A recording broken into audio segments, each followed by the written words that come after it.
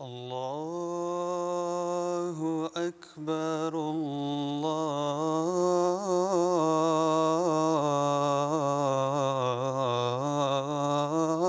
الله أكبر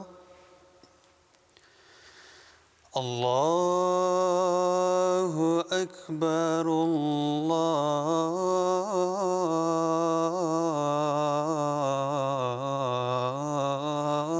الله أكبر أشهد أن لا إله إلا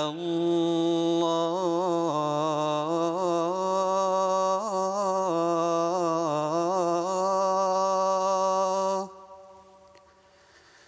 أشهد أن لا إله إلا الله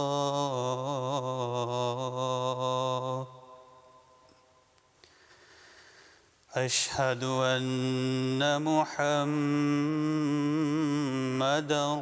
رسول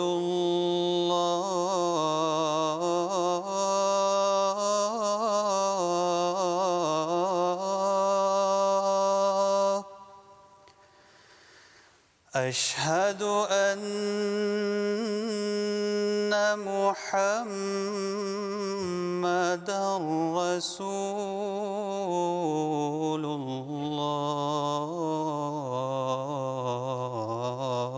الله حي على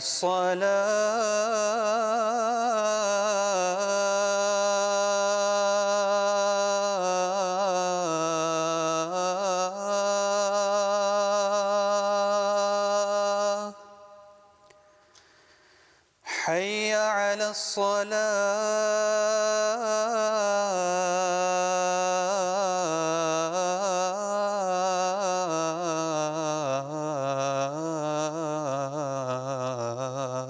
الصلاة حي على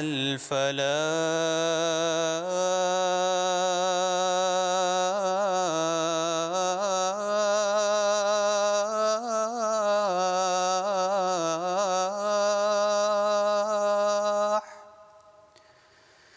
حي على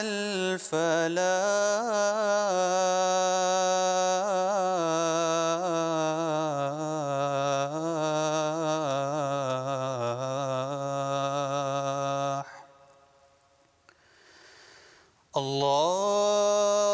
الله أكبر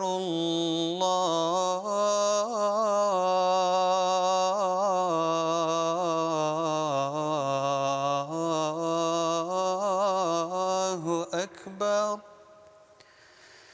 لا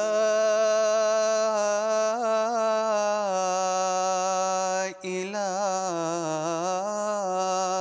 إلا الله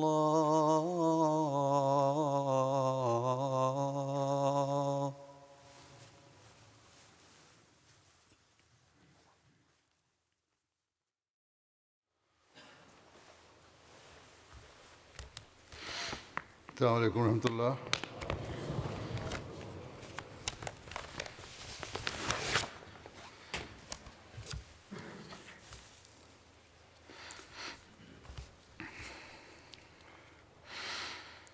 أشهد أن لا إله إلا الله وحده لا شريك له وأشهد أن محمدًا عبده ورسوله أما بعد فأعوذ بالله من الشيطان الرجيم بسم الله الرحمن الرحيم الحمد لله رب العالمين الرحمن الرحيم مالك يوم الدين إياك نعبد وإياك نستعين اهدنا الصراط المستقيم صراط الذين أنعمت عليهم غير المغضوب عليهم ولا الضالين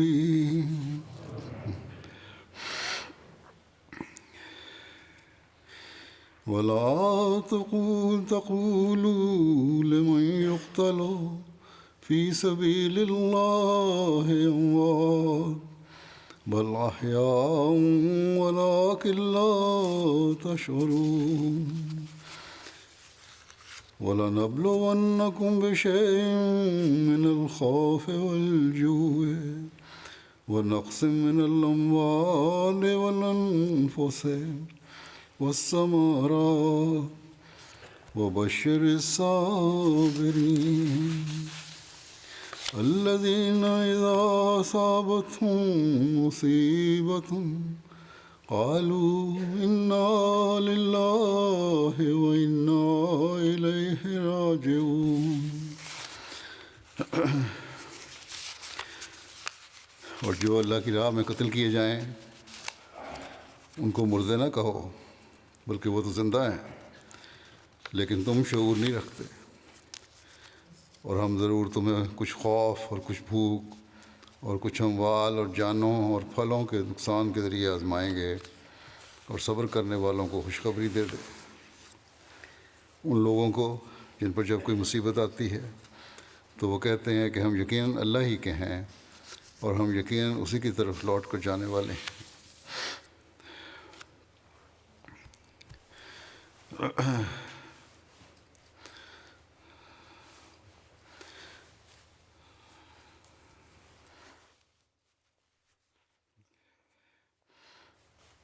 اللہ تعالیٰ کی راہ میں جان کا نذرانہ پیش کرنے والوں کے بارے میں یہ اللہ تعالیٰ کا فرمان ہے کہ وہ مردہ نہیں بلکہ زندہ ہے۔ جماعت احمدیہ میں گزشتہ 100 سال سے زائد عرصے سے اللہ تعالیٰ کی راہ میں جان کی قربانیاں پیش کی جا رہی ہیں۔ کیا ان کی قربانیاں رائے گاں گئیں؟ نہیں، بلکہ جہاں اللہ تعالیٰ ان شہداء کے مقام کو بلند کرتا رہا اپنے وعدے کے مطابق، وہاں جماعت کو پہلے سے بڑھ کر ترقیات سے نوازتا رہا۔ ان شہیدوں نے جہاں اگلے جہان میں وہ مقام پایا جو انہی کا حصہ ہے اور ان کے درجات ہمیشہ بڑھتے چلے جانے والے ہیں، وہاں اس دنیا میں بھی ہمیشہ کے لیے ان کے نام روشن ہے۔ اور ان کا اللہ تعالیٰ کی راہ میں جان دینا نہ صرف اپنے لیے بلکہ جماعت کی زندگی کا بھی باعث بن رہا ہے۔ یہی تو ہیں جو پیچھے رہنے والوں کی زندگی اور ترقیات کا بھی ذریعہ بن رہے ہیں۔ پھر وہ مردہ کس طرح ہو سکتے ہیں؟ یہ جان کی قربانی جو حضرت صاحبزادہ سید عبداللطیف شہید کی قربانی سے شروع ہوئی جماعت احمدیہ میں، عموماً افغانستان اور بر صغیر کے احمدیوں کے حصے میں رہی۔ افریقہ میں بھی ایک مخلص احمدی نے کانگو میں اپنی جان کا نذرانہ 2005 میں خالصتاً جماعت کی خاطر پیش کیا تھا، لیکن گزشتہ دنوں افریقہ کے بر اعظم کے ملک بورکینا فاسو میں جو عشق و وفا اور اخلاص اور ایمان اور یقین سے پر افراد جماعت نے جو نمونہ مجموعی طور پر دکھایا ہے وہ حیرت انگیز ہے۔ اپنی مثال آپ ہیں، جن کو موقع دیا گیا کہ مسیح موعود کی صداقت کا انکار کرو اور اس بات کو تسلیم کرو کہ عیسیٰ علیہ السلام آسمان پر زندہ ہیں اور آسمان سے اتریں گے تو ہم تمہاری جان بخشی کر دیتے ہیں۔ لیکن ان ایمان اور یقین سے پر لوگوں نے، جن کا ایمان پہاڑوں سے زیادہ مضبوط نظر آتا ہے، جواب دیا کہ جان تو ایک دن جانی ہے، آج نہیں تو کل۔ اس کے بچانے کے لیے ہم اپنے ایمان کا سودا نہیں کر سکتے۔ جس سچائی کو ہم نے دیکھ لیا ہے اسے ہم چھوڑ نہیں سکتے، اور یوں ایک کے بعد دوسرا اپنی جان قربان کرتا چلا گیا۔ ان کی عورتیں اور بچے بھی یہ نظارہ دیکھ رہے تھے، اور کوئی واویلا کسی نے نہیں کیا۔ بس یہ وہ لوگ ہیں جنہوں نے افریقہ میں بلکہ دنیائے احمدیت میں اپنی قربانیوں کی ایک نئی تاریخ رقم کی ہے۔ حضرت مسیح علیہ السلام کے اس زمانے کے بعد جو حضرت صاحب کی قربانی تھی، اپنی دنیاوی زندگیوں کی قربانی دے کر ہمیشہ کی زندگی حاصل کرنے والے بن گئے، جنہوں نے جان، مال، وقت کو قربان کرنے کا جب عہد کیا تو پھر نبھایا، اور ایسا نبھایا کہ بعد میں آ کر پہلے آنے والوں سے سبقت لے گئے۔ اللہ تعالیٰ ان میں سے ہر ایک کو ان بشارتوں کو وارث بنائے جو اللہ تعالیٰ نے ان کی راہ میں، اس کی راہ میں قربانیاں کرنے والوں کو دی ہیں۔ اب مختصراً ان شہداء کے حالات زندگی بیان کروں گا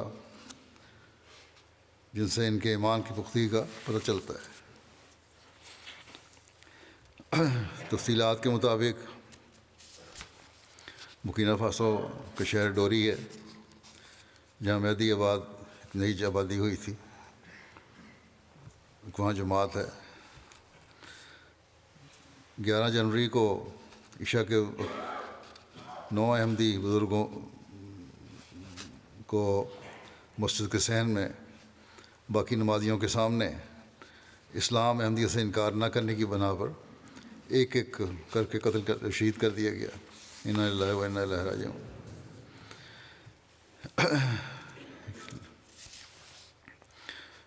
رپورٹ کے مطابق عشاء کے وقت 4 موٹر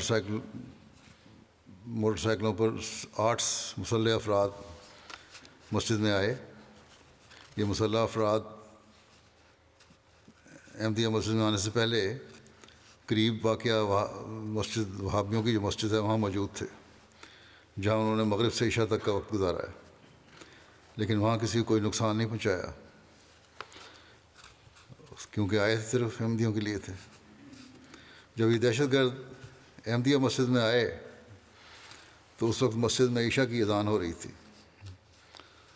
اس وقت تک کچھ نمازی بھی آ چکے تھے اور باقی بھی آ رہے تھے۔ اذان ختم ہونے کے بعد دہشت گردوں نے مؤذن سے اعلان کروایا کہ احباب جلدی مسجد میں آ جائیں، کچھ لوگ آئے ہیں، انہوں نے بات کرنی ہے۔ پھر دہشت گردوں نے پوچھا بھی جب یہ لوگ جمع ہو گئے کہ یہاں امام مسجد کون ہے؟ الحاج ابراہیم بی دیگا صاحب نے بتایا کہ وہ امام مسجد ہیں۔ پھر انہوں نے پوچھا کہ نائب امام کون ہے؟ تو آگ عمر عبدالرحمٰن صاحب نے بتایا کہ وہ نائب امام ہیں۔ جب نماز کا وقت ہو گیا تو امام ابراہیم صاحب نے دہشت گردوں سے کہا کہ ہمیں نماز پڑھ لینے دیں، لیکن انہوں نے نماز پڑھنے کی اجازت نہیں دی۔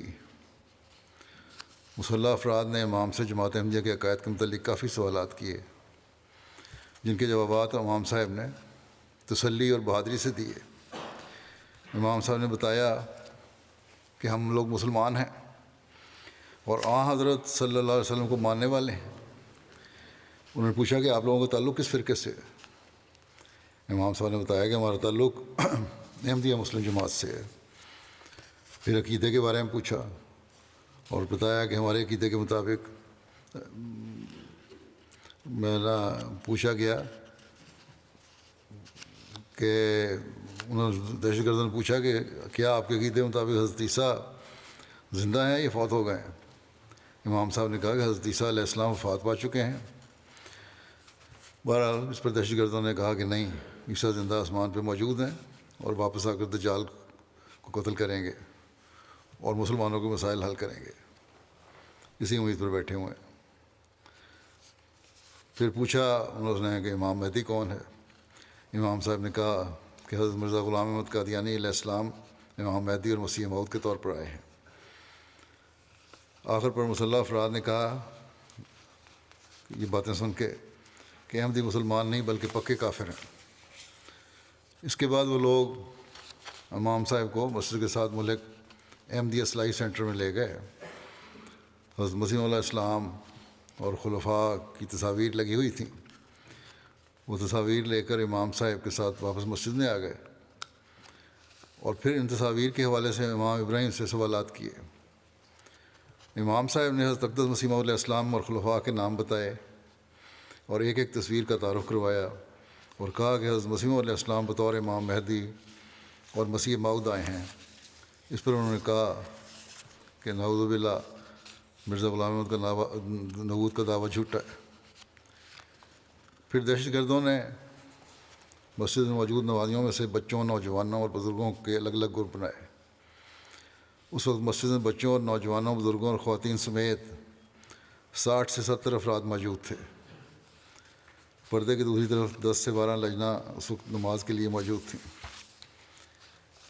عمر کے لحاظ سے گروپس بنانے کے بعد دہشت گردوں نے بڑی عمر کے افراد سے کہا کہ وہ مسجد کے صحن میں آ جائیں۔ اس وقت کل 10 انصار مسجد میں موجود تھے، جن میں سے ایک معذور بھی تھے۔ جب وہ معذور دوست باقی انصار بھائیوں کے ساتھ کھڑے ہو کر باہر جانے لگے تو انہوں نے یہ کہہ کر بٹھا دیا گیا کہ تم کسی کام کے نہیں، بیٹھے رہو تم۔ باقی 9 کو وہ لے کے صحن میں آ گئے۔ مسجد کے صحن میں کھڑا کر کے امام ابراہیم بھی دیگا صاحب سے کہا کہ اگر وہ احمدیت سے انکار کر دیں تو انہیں چھوڑ دیا جائے گا۔ امام صاحب نے جواب دیا کہ میرا سر قلم کرنا ہے تو کر دیں، لیکن میں احمدیت نہیں چھوڑ سکتا۔ جس صداقت کو میں نے پا لیا ہے اس سے پیچھے ہٹنا ممکن نہیں ہے۔ ایمان کے مقابلے میں جان کی حیثیت کیا ہے؟ دہشت گردوں نے امام صاحب کی گردن پر بڑا چاقو رکھا اور ان کو لٹا کر ذبح کرنا چاہا، لیکن امام صاحب نے مزاحمت کی اور کہا کہ میں لیٹ کر مرنے کی نسبت کھڑے رہتے ہوئے جان دینا پسند کروں گا۔ اس پر انہوں نے امام صاحب کو گولیاں مار کر شہید کر دیا۔ سب سے پہلی شہادت امام الحاج ابراہیم بھی دیگا صاحب کی ہوئی۔ امام صاحب کو بے دردی کے ساتھ شہید کرنے کے بعد دہشت گردوں نے خیال کیا کہ باقی لوگ خوفزدہ ہو کر اپنے ایمان سے پھر جائیں گے، چنانچہ انہوں نے اگلے احمدی بزرگ سے کہا کہ احمدیت سے انکار کرنا ہے یا تمہارا بھی وہی حشر کریں جو تمہارے امام کا کیا ہے۔ اس بزرگ نے بڑی دلیری سے اور بہادری سے کہا کہ احمدیت سے انکار ممکن نہیں، جس راہ پر چل کر ہمارے امام نے جان دی ہے ہم بھی اسی راہ پر چلیں گے۔ اس پر انہیں بھی سر میں گولیاں مار کر شہید کر دیا گیا۔ پیچھے رہ جانے والے افراد سے بھی فرداً یہی مطالبہ کیا گیا کہ امام مہدی کا انکار کر دیں اور احمدیت چھوڑ دیں تو انہیں کچھ نہیں کہا جائے گا اور زندہ چھوڑ دیا جائے گا۔ سب احمدی بزرگوں نے پہاڑوں جیسی استقامت کا مظاہرہ کیا اور مظاہرہ کرتے ہوئے جرت اور بہادری سے شہادت کو گلے لگانا قبول کر لیا۔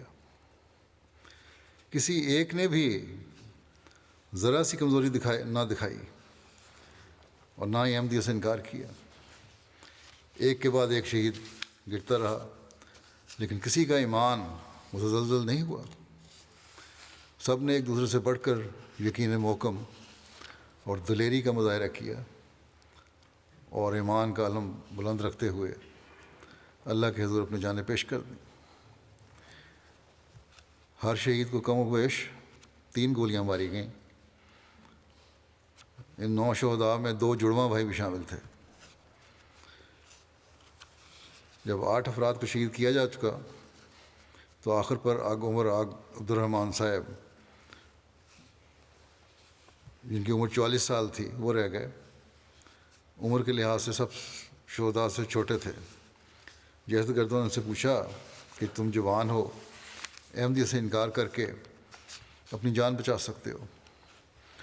تو انہوں نے بڑی شجاعت سے جواب دیا کہ جس راہ پر چل کر میرے بزرگوں نے قربانی دی ہے، جو حق کی راہ ہے، میں بھی اپنے امام اور بزرگوں کے نقش قدم پر چل کر ایمان کی خاطر اپنی جان قربان کرنے کے لیے تیار ہوں۔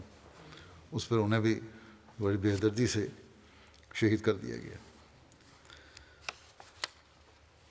حضرت صاحبزادہ عبداللطیف صاحب شہید کا ذکر کرتے ہوئے حضرت مسیح علیہ السلام نے تذکرۃ الشہادتین میں ایک رویا کا ذکر فرمایا۔ آخر میں لکھا، اس کے بعد لکھا کہ خدا تعالیٰ یہ فرماتے ہوئے، رویا کا ذکر فرماتے ہوئے لکھا کہ خدا تعالیٰ بہت سے ان کے قائم مقام پیدا کر دے گا۔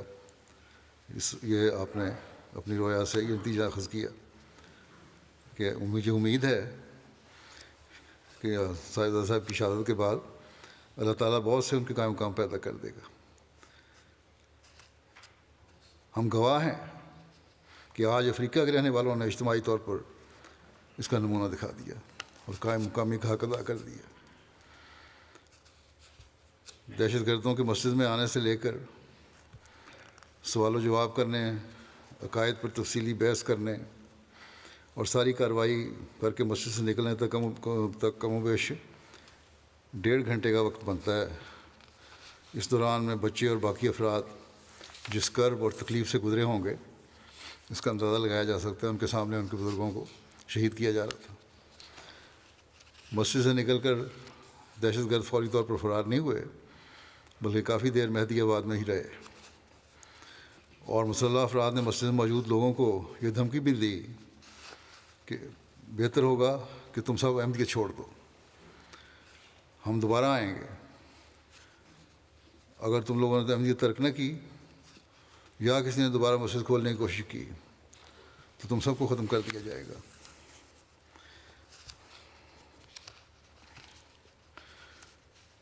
اس مہدی آباد کی جماعت کا آغاز کب ہوا، اس تعارف کیا ہے؟ اس بارے میں لکھتے ہیں 1998 کے آخر پر یہاں باقاعدہ مشن شروع کیا گیا تھا۔ جماعت نے تیزی سے ترقی کی۔ 1999 میں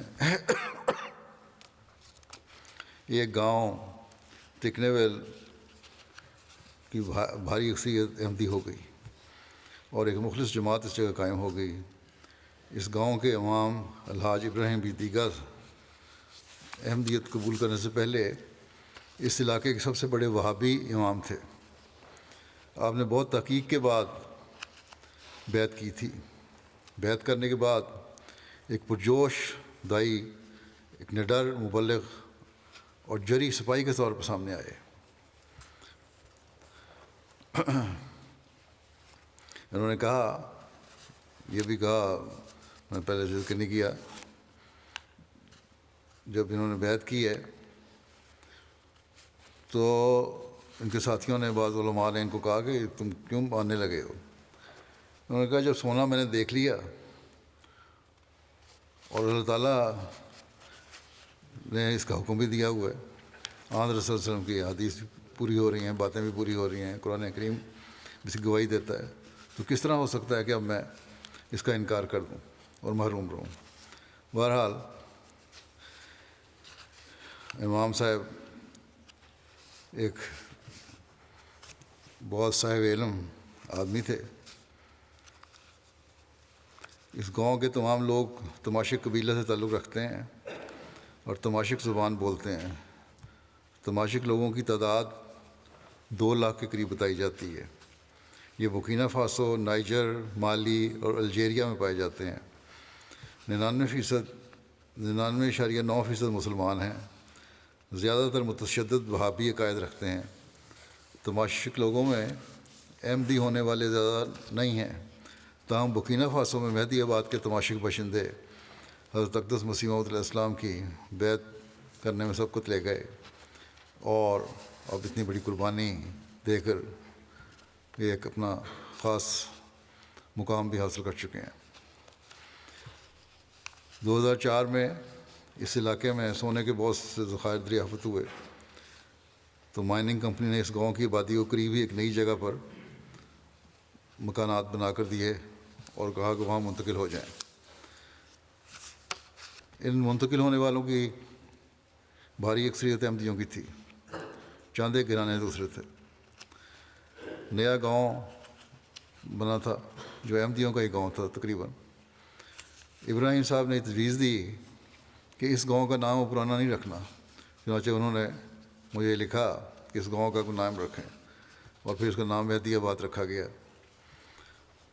اور 2008 میں یہاں IEEE کے تحت ماڈل ولیج بھی بنایا گیا، سہولتیں مہیا کی گئیں، پانی بجلی کی۔ یہ بکینا فاسو بلکہ دنیا بھر میں پہلا ماڈل ولیج پروجیکٹ تھا۔ اس کے تحت گاؤں میں بجلی، پانی، سلائی اسکول وغیرہ کی سہولیات دی گئیں۔ ان کے تدفین کے بارے میں لکھا ہے انہوں نے رپورٹ میں اپنی کہ دہشت گردوں نے مسجد میں 1.5 گھنٹہ گزار کر اس قدر خوف کی فضا پیدا کی تھی کہ جس مقام پر شہادتیں ہوئیں شہداء کی لاشیں رات بھر اسی جگہ پڑی رہیں، کیونکہ خدشہ تھا کہ دہشت گرد گاؤں سے باہر نہیں گئے اور اگر کوئی لاش اٹھانے گیا تو اسے بھی مار دیا جائے گا۔ قریبی آرمی کیمپ تھا، اس واقعی اطلاع ان کو دی گئی، لیکن وہاں سے بھی کوئی نہیں آیا، نہ ہی سیکیورٹی اداروں کا کوئی فرد صبح تک پہنچا۔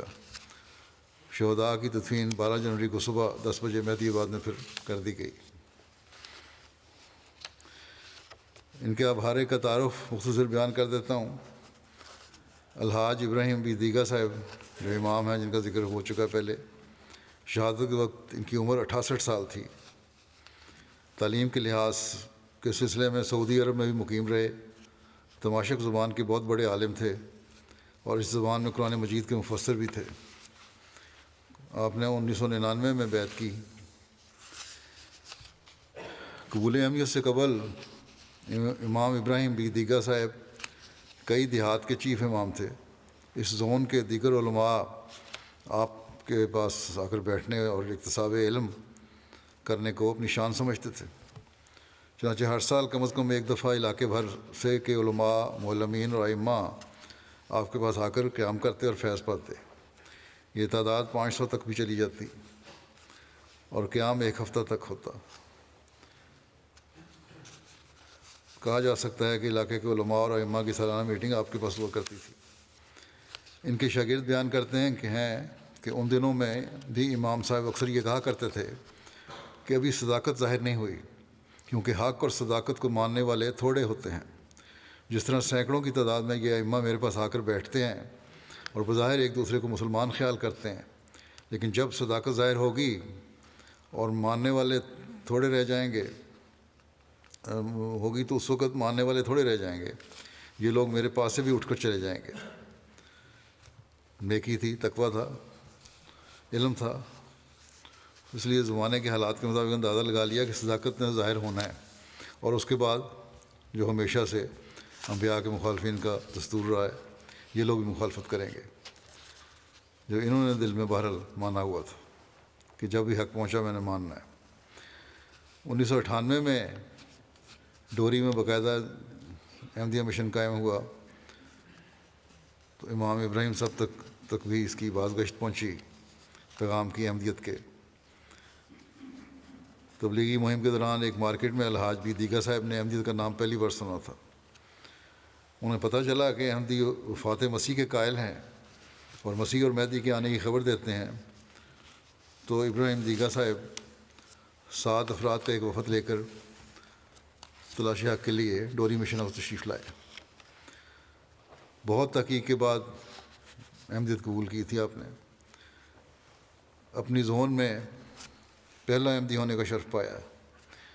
یہ جو مخالفین کہتے ہیں نا کہ غریب لوگ ہیں، ان کو لالچ دے کر بیعت کروا لیتے ہیں، جن کو دین کا کچھ پتہ نہیں ہے، ان شہیدوں نے ان کے منہ بند کر دیے، سمجھ کر صداقت کو قبول کیا اور پھر قربانی کی بھی اعلیٰ ترین مثال قائم کی۔ بہرحال ابراہیم صاحب کے بارے میں مزید لکھا ہے، پہلے بھی بیان ہو چکا ہے کہ ایک نڈر صفائی تھے جماعت کے، بے خوف داعی اللہ تھے اور حقیقی معنوں میں ایک فدائی احمدی تھے۔ تبلیغ اور کوششوں سے، آپ کی تبلیغ کوششوں سے اس علاقے بھر میں احمدیت کا پیغام پھیل گیا، کئی جماعتیں قائم ہوئیں، آپ بڑھ چڑھ کر جماعتی پروگراموں میں حصہ لیتے۔ قبول احمدیت سے قبل ان کے عقائد کے مطابق وہابیوں کے علاوہ باقی سب فرقے کافر تھے۔ ٹی وی دیکھنا، فٹ بال کھیلنا اور یا دیکھنا، اسکول جانا، تصویریں بنانا، یہ سب چیزیں حرام تھیں ان کے نزدیک، جیسا وہابیوں کا عقیدہ ہے۔ لیکن انہوں نے پھر جو کہ احمدیت قبول کر لی تو پھر لوگ ان فرسودہ خیالات سے انہوں نے اپنے آپ کو علیحدہ کر لیا اور لوگوں کو بھی سمجھایا کہ کیا حقیقت کیا ہے۔ سن 2000 میں یہاں یو کے میں حضرت خلیفہ مسیح رابع کے زمانے میں جلسہ میں بھی شامل ہونے کی ان کو توفیق ملی۔ تبلیغ کا ان کو جنون تھا۔ قبول احمدیت سے قبل بھی صاحب اثر و رسوخ اور کئی گاؤں کے چیف امام تھے، جیسا کہ بیان ہوا۔ قبول احمدیت کے بعد آپ نے اپنے آپ کو تبلیغ کے لیے وقف کر دیا۔ یوں معلوم ہوتا تھا کہ انہیں کسی اور چیز کی پرواہ ہی نہیں ہے۔ انہوں نے تبلیغ کے واٹس ایپ گروپ بنا رکھے تھے، جس میں خاص طور پر تماشک لوگوں کے لیے ایک گروپ تھا۔ اس گروپ میں مالی، نائجر، گھانا، سعودی عرب، لیبیا، ٹیونس، آئیوری کوسٹ وغیرہ ممالک سے لوگ شامل ہوتے تھے۔ مسلسل ان کو تبلیغ کرتے، دن رات آڈیو پیغامات ریکارڈ کر کے بھجواتے رہتے، دن ہو کے رات اسی کام میں مصروف رہتے۔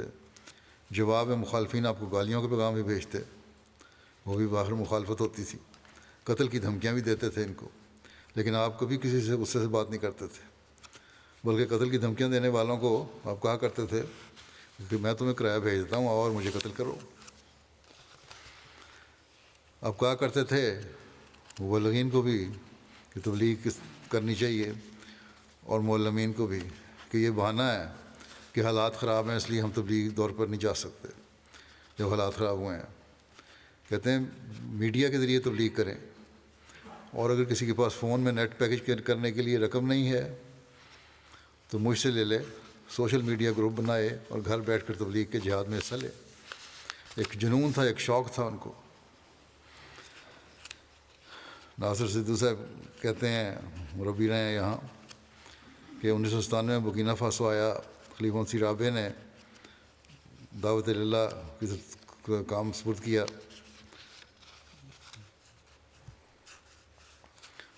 تو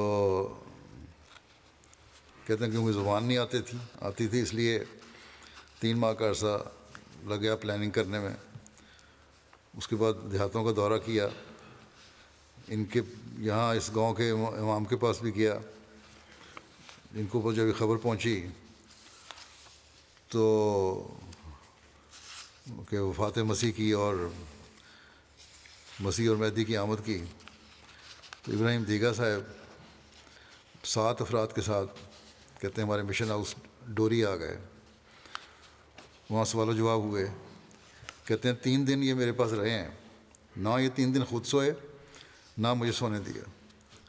اس کے بعد یہ لوگ چلے گئے۔ روزانہ صبح سے لے کے شام تک گفتگو ہوتی تھی۔ اگلے ہفتے دوبارہ آئے اور اپنے نئے امام لے کر آئے، اور تحقیق کا یہ سلسلہ 3 ماہ تک جاری رہا۔ ان کے پاس اکثر سوالات کے جوابات تو آ چکے تھے، لیکن احمدیت میں داخل ہونے کا کبھی انہوں نے خیال ظاہر نہیں کیا تھا۔ کہتے ہیں میں بار خلیفہ مسیح رابع کو دعا کے لیے لکھتا رہا۔ ایک دن وہ آئے امام صاحب اور بیعت کا فارم پر کیا، اور کہتے ہیں کہ ان سے میں نے کہا کہ باقی بھی جو متواتر آتے رہے ہیں وہ کہاں ہیں، وہ کب قبول کریں گے؟ تو انہوں نے کہا وہ سب قبول کریں گے، مگر سب سے پہلے احمدیت میں داخل ہونا میں چاہتا تھا، اس لیے میں آ گیا ہوں۔ خلافت سے بھی بے انتہا وفا کا تعلق تھا ان کو۔ امیر جماعت برکینا فاسو لکھتے ہیں کہ 45 کے قریب گاؤں ان کے زیر اثر تھے۔ انہوں نے حج کیے، وہاں رہ کر تعلیم حاصل کی، بہت اچھی عربی جانتے اور بولتے تھے، اور اس پورے علاقے میں بہت تبلیغ کی۔ سائیکل پر گاؤں جاتے، اور اللہ تعالیٰ کے فضل سے اس علاقے میں بہت لوگوں کو احمدیت کے نور سے منور کیا۔ ان کے ذریعے اس علاقے کے بڑے بڑے علماء احمدیت میں داخل ہوئے، اور علاقے کی اکثر جماعتیں ان کی تبلیغ کی وجہ سے قائم ہوئیں۔ اور ہمیشہ جب بھی کہتے مندنا آنا ہوتا تو ہمیشہ یہ پوچھتے کہ خلیفہ وقت کا کیا حال ہے، بڑا محبت کا اظہار کیا کرتے تھے۔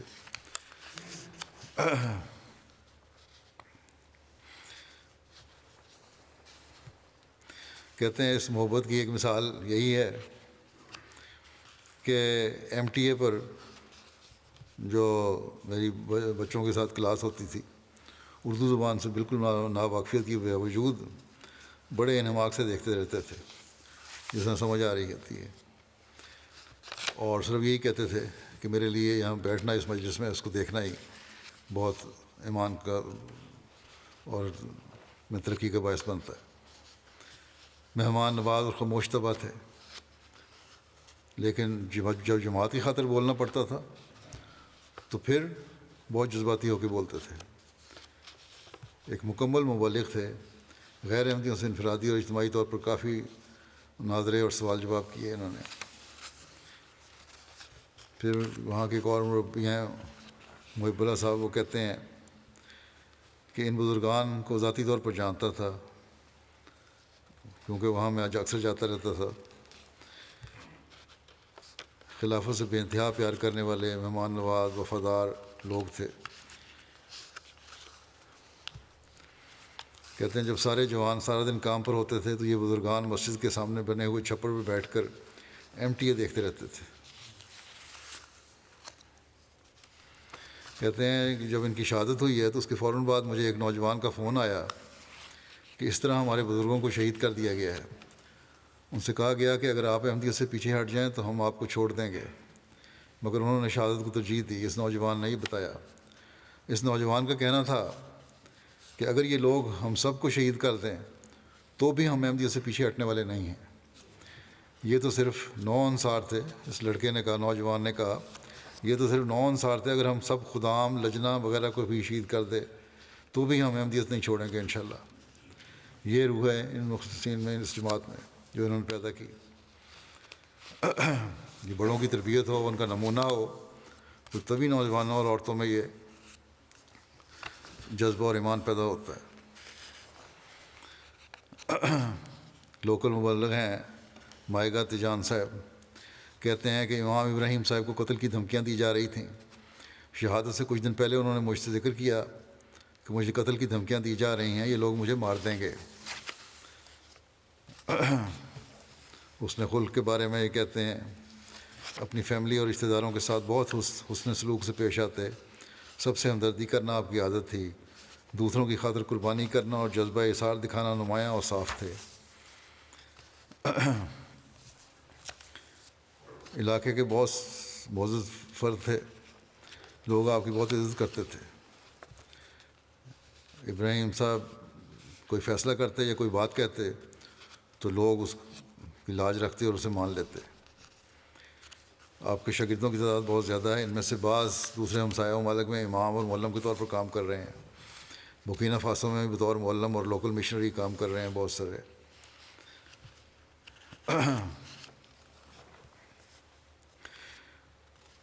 پھر کہتے ہیں کہ نیکی اور تقوی اور مسابقت بالخیر میں دوسروں کے لیے ایک نمونہ تھے۔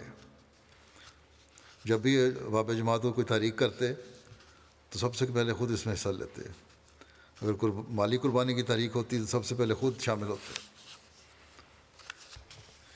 کبھی جماعتی کاموں میں، جلسہ جات میں، اجتماعات اور دیگر سرگرمیوں میں پیچھے نہیں رہے۔ 5 نمازوں کی ادائیگی مسجد میں کرتے، نماز تہجد کے پابند تھے۔ اگر کبھی کسی جماعتی سرگرمی میں موجود نہ ہوتے تو اس کا مطلب یہ تھا کہ یا تو بیمار ہیں یا سفر پر گئے ہوئے ہیں۔ جماعتی کاموں میں شرکت کے لیے کبھی اخراجات کی پرواہ نہ کرتے۔ ان کی 2 شادیاں تھیں جن سے اللہ تعالیٰ نے ان کو 11 بچے عطا کیے۔ خالد محمود صاحب لکھتے ہیں،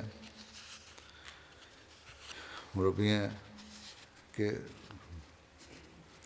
اخلاص و وفا سے معمور تھے یہ لوگ، خلافت کے شدائی اور فدائی احمدی تھے۔ کہتے ہیں 2008 میں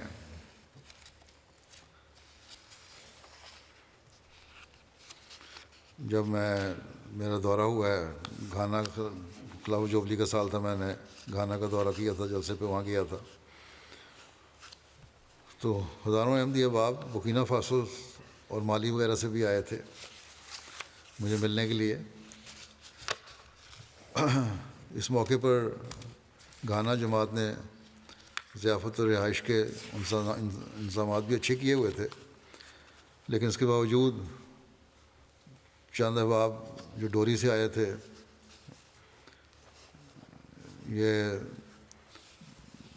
یہ لوگ بھی شامل تھے ان میں وہ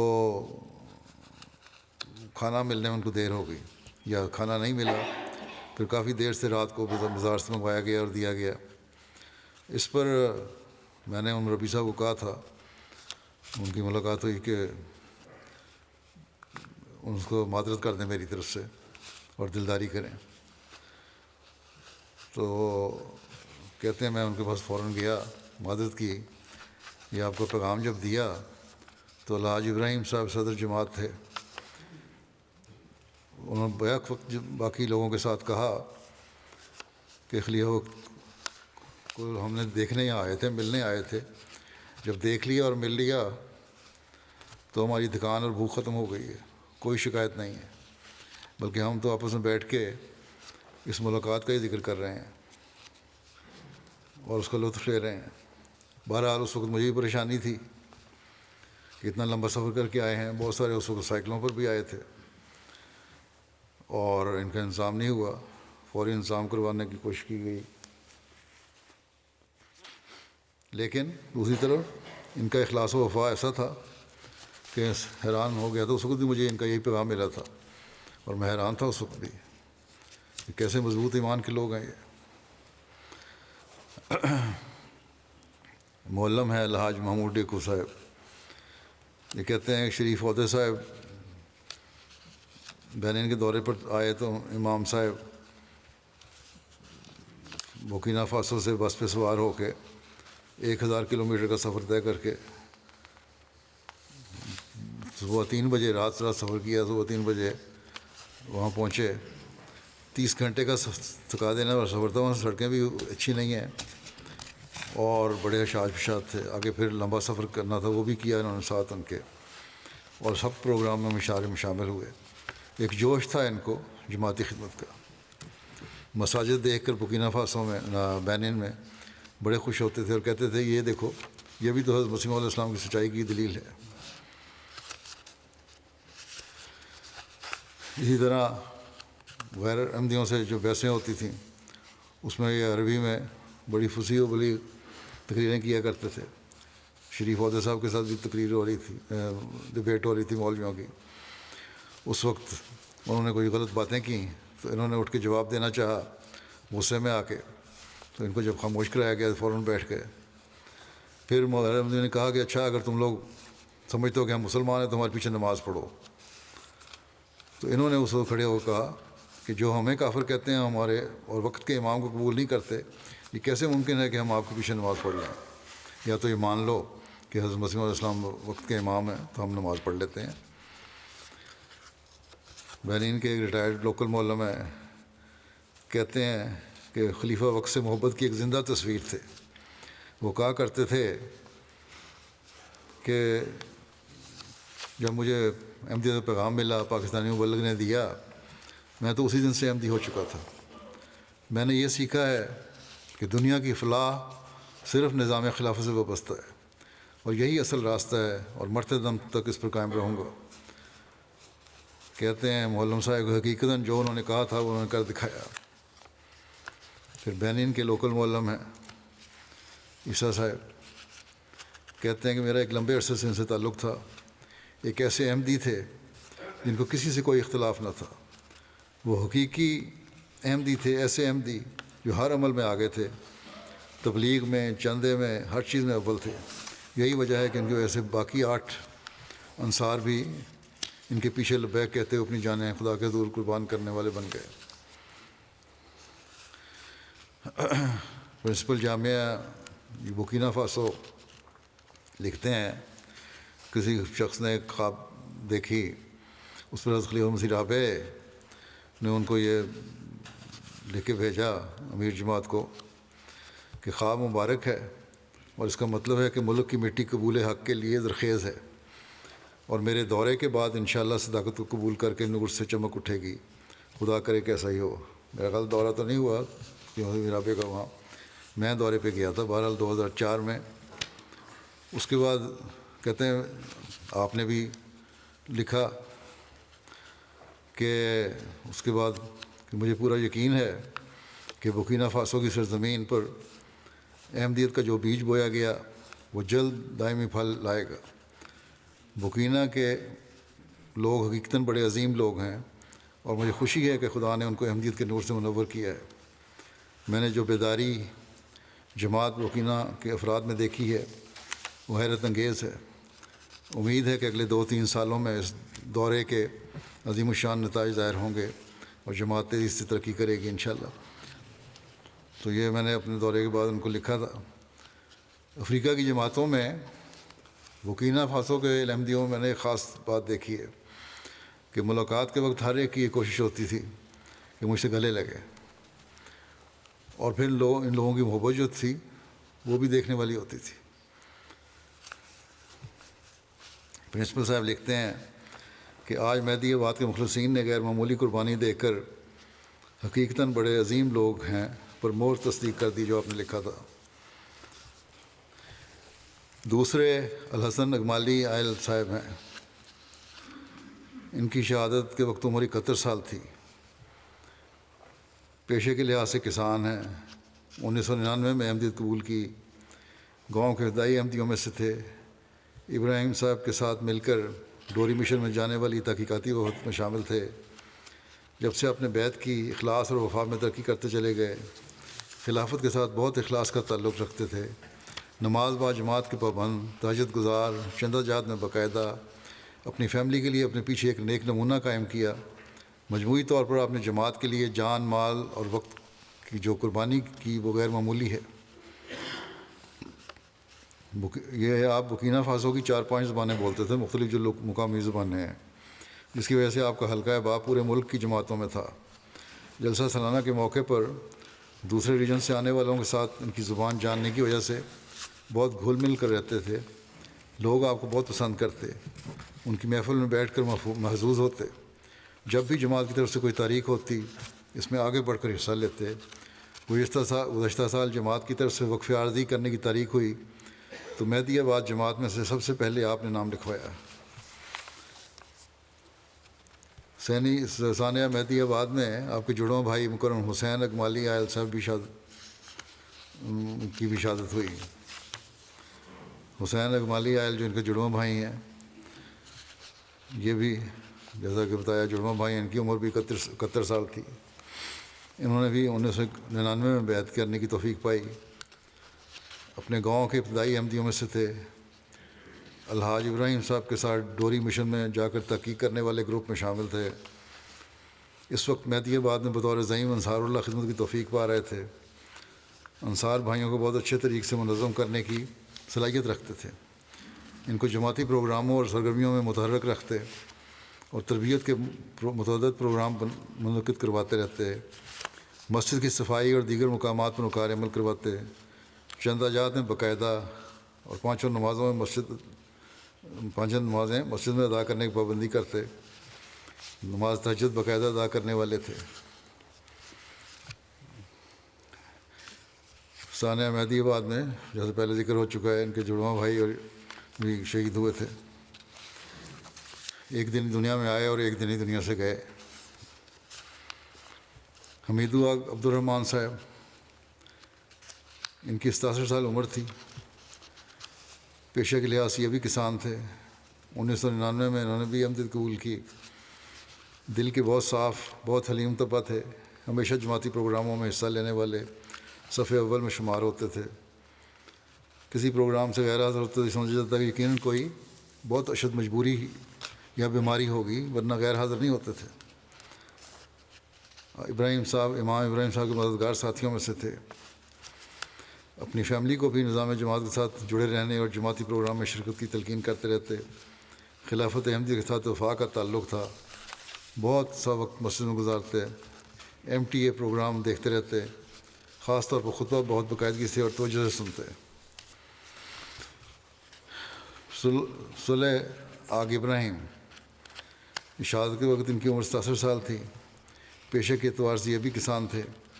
نماز باجماعت کے بہت پابند، باقاعدگی سے چندہ ادا کرنے والے، مجلس انصار اللہ کے متحرک رکن کارکن تھے اور جماعت کے بہت مخلص تھے۔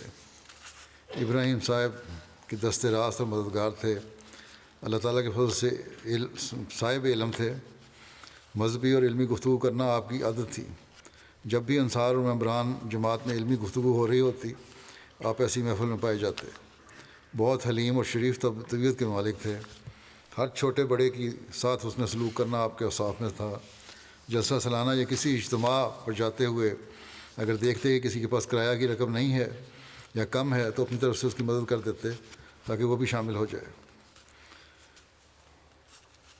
ان دنوں میں اس سال ڈوری کے علاقے سے نکل کر سفر کرنا بہت ہمت کا کام تھا، کیونکہ ہر طرف دہشت گردوں نے اپنی دہشت پھیلائی ہوئی تھی۔ لیکن اس کے باوجود تمام خطرات کے کو دیکھتے ہوئے بھی مہدی آباد سے دسمبر کے آخری ہفتے میں ہونے والے جلسہ سالانہ برکینا فاسو میں شامل ہوئے۔ پھر عثمان آگ سودے صاحب ہیں، ان کی عمر 59 سال تھی۔ مخلص اور جانصار احمدی تھے، جماعت کے لیے مال اور وقت کی قربانی کرنے والے تھے، اور آخر پر اللہ تعالیٰ نے جان کی قربانی کی توفیق عطا فرما دی۔ مہدی آباد کی مسجد کی تعمیر کے وقت پانی لے کر آتے اور تعمیر کے کام میں مسلسل تعاون کرتے، بڑھ چڑھ کر حصہ لیتے رہے۔ نمازوں کے بہت پابند تھے، چندہ دینے میں باقاعدہ تھے۔ جو کچھ کما کے لاتے پہلے اس سے چندہ کی رقم ادا کرتے۔ کیا ایسی سوچ رکھنے والے پیسے کے لالچ میں بیعت کرتے ہیں جیسا کہ مخالفین کہہ رہے ہیں؟ پیشے کے اعتبار سے آپ ایک تاجر تھے، جوتے فروخت کا کاروبار کرتے تھے۔ کسی پاس اگر جوتا خریدنے کی استطاعت نہیں تھی یا رقم کم ہوتی تو پھر بھی اسے خالی ہاتھ نہیں جانے دیتے تھے۔ کسی کو ننگے پاؤں واپس نہیں جانے دیا۔ اگر رقم نہیں ہے یا کم ہے تو کہتے کوئی بات نہیں، بعد میں دے دینا۔ پھر آگ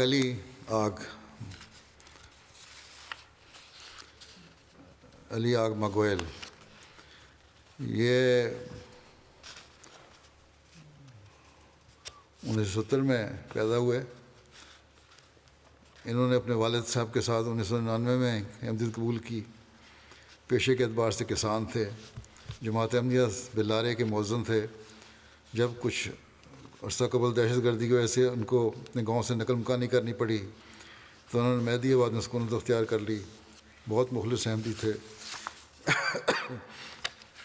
نمازوں اور چندہ جات میں باقاعدہ تھے اور جماعت کی تمام سرگرمیوں میں بڑھ چڑھ کر حصہ لینے والے تھے۔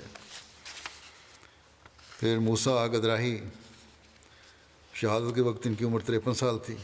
یہ بھی کھیتی باڑی کے کام کرتے تھے اور جماعت کے کاموں میں ہمیشہ پیش رہتے۔ احمدی ہونے سے قبل وہابیہ فرقہ کے بہت سرگرم رکن تھے۔ نمازوں کی بہت پابندی کرنے والے، تہجد باقاعدگی سے ادا کرنے والے۔ مغرب کی نماز پر مسجد میں آتے تو عشاء کی نماز پڑھ کر ہی واپس گھر جاتے۔ مغرب اور عشاء کا وقت مسجد میں گزارتے اور ذکر الہی میں مصروف رہتے۔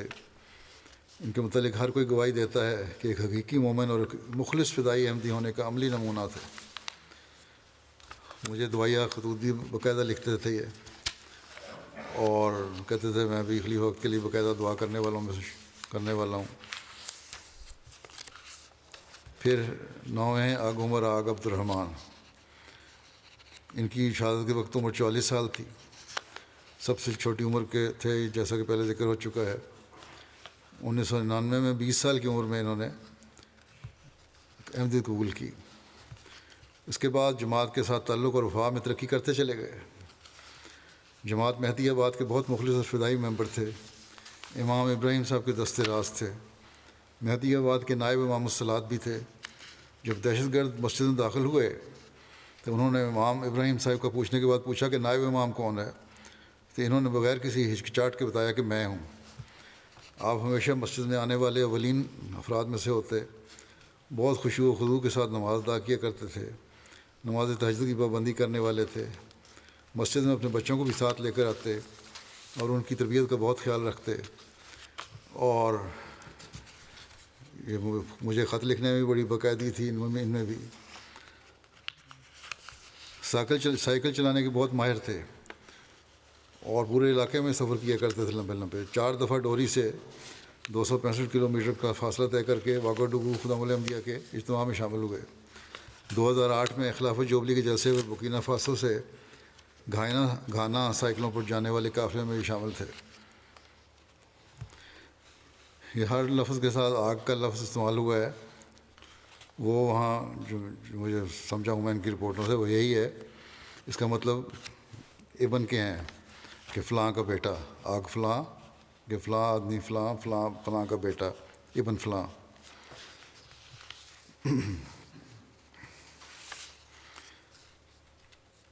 بہرحال ان کے بارے میں مزید یہ لکھتے ہیں کہ جب 8 افراد کو شہید کیا جا چکا تو آخر پر عمر عبد الرحمن صاحب رہ گئے۔ اپنی عمر کے لحاظ سے سب سے چھوٹے تھے۔ دہشت گردوں نے ان سے پوچھا کہ تم جوان ہو، احمدیت سے انکار کر کے اپنی جان بچا سکتے ہو؟ تو انہوں نے بڑی شجاعت سے جواب دیا کہ جس راہ پر چل کر میرے بزرگوں نے قربانی دی ہے، میں بھی اپنے امام اور بزرگوں کے نقش قدم پر چل کر ایمان کی خاطر اپنی جان قربان کرنے کے لیے تیار ہوں۔ اس پر آپ کو بہت بے دردی سے چہرے پر گولیاں مار کر شہید کیا گیا۔ بورکینا فاسو میں عمومی طور پر حالات خراب ہیں۔ دہشت گرد بہت سارے علاقوں میں دندناتے پھر رہے ہیں۔ کچھ دن قبل قائد صاحب مجلس دینیہ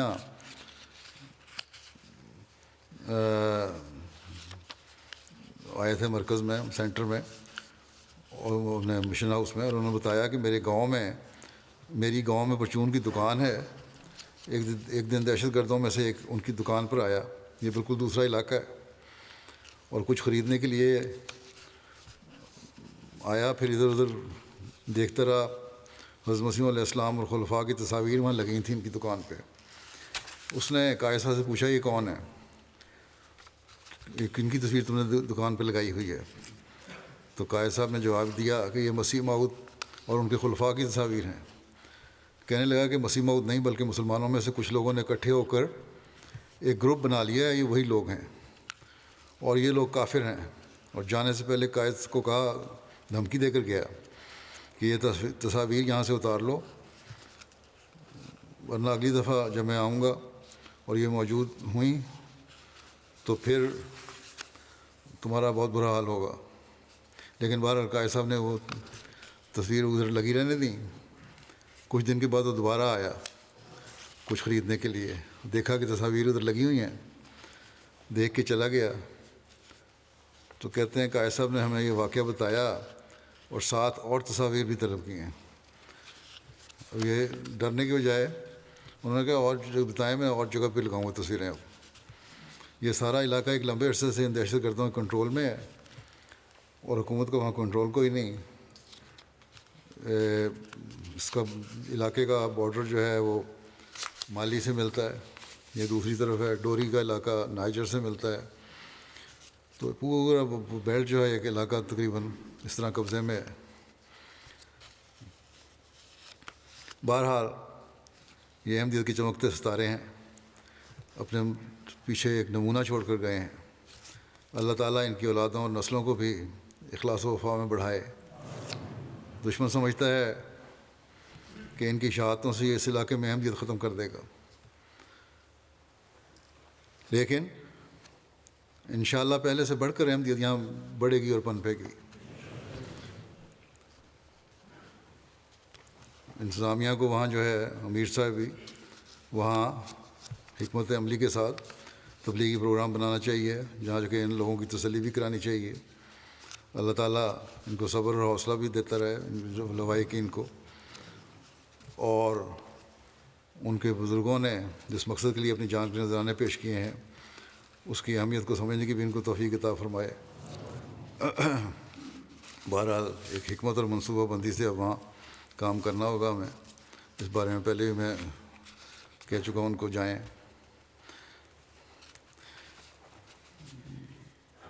شہداء کے خاندانوں کی ضرورت پوری کرنے کے لیے، ان کو پاؤں پر کھڑا کرنے کے لیے خلافت رابعہ سے بھی ایک فنڈ قائم ہے سیدنا بلال فنڈ کے نام سے، جس میں سے شہداء کے لیے خرچ کیا جاتا ہے. آج کل اس واقعے کے بعد بعض لوگ انفرادی طور پر بھی اور تنظیمیں اور جماعت بھی ضروریات پوری کرنے کے لیے کچھ رقمیں بھیج رہی ہیں. یہ ان کے لیے ہے.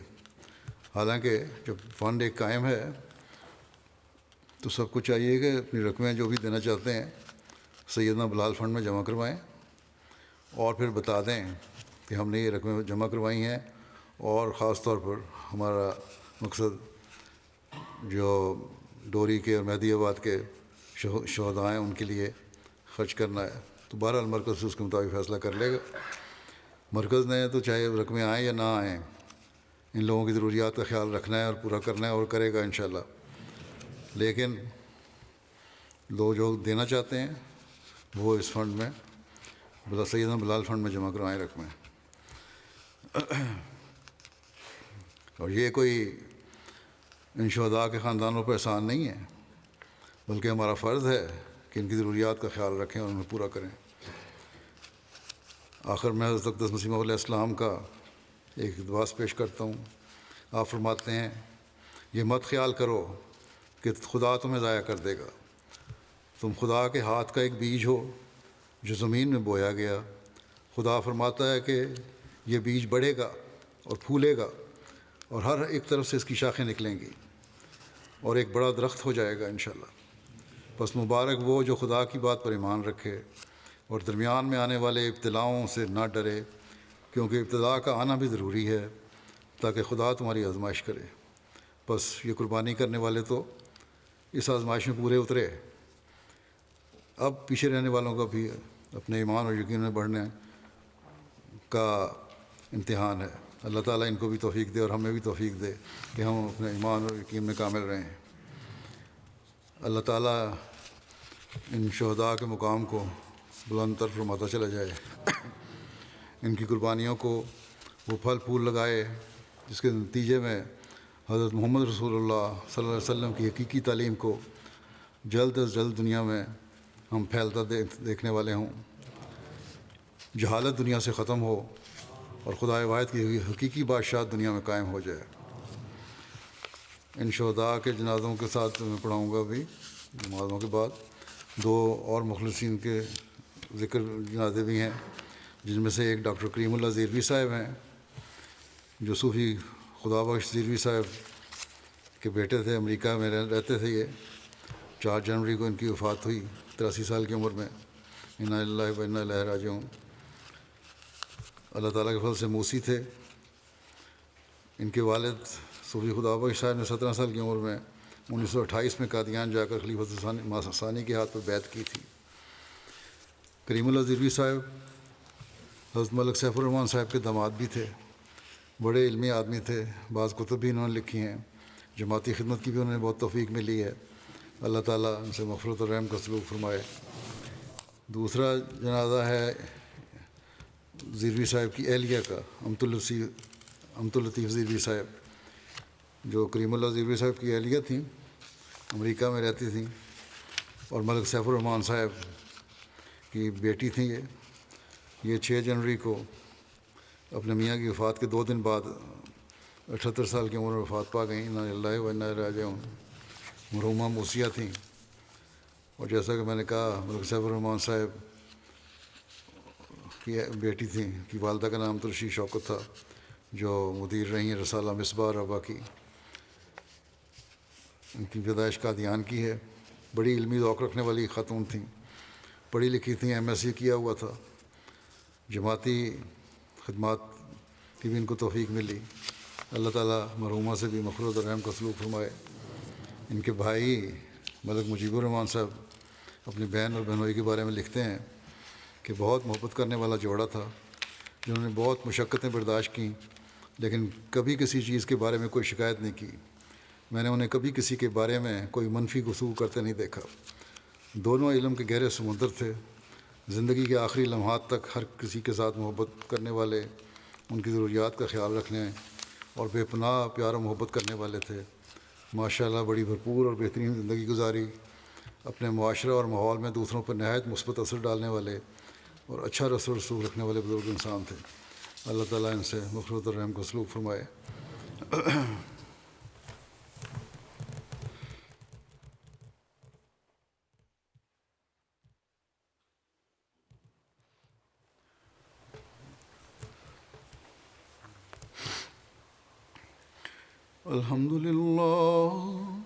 الحمد لله نحمده ونستعينه ونستغفره ونؤمن به ونتوكل عليه ونعوذ بالله من شرور أنفسنا ومن سيئات أعمالنا من يهده الله فلا مضل له ومن يضلل فلا هادي له ونشهد أن لا إله إلا الله ونشهد أن محمدا عبده ورسوله عباد الله رحمكم الله إن الله يأمر بالعدل والإحسان وإيتاء ذي القربى وينهى عن الفحشاء والمنكر والبغي يعظكم لعلكم تذكرون اذكروا الله يذكركم وادعوه يستجب لكم ولذكر الله أكبر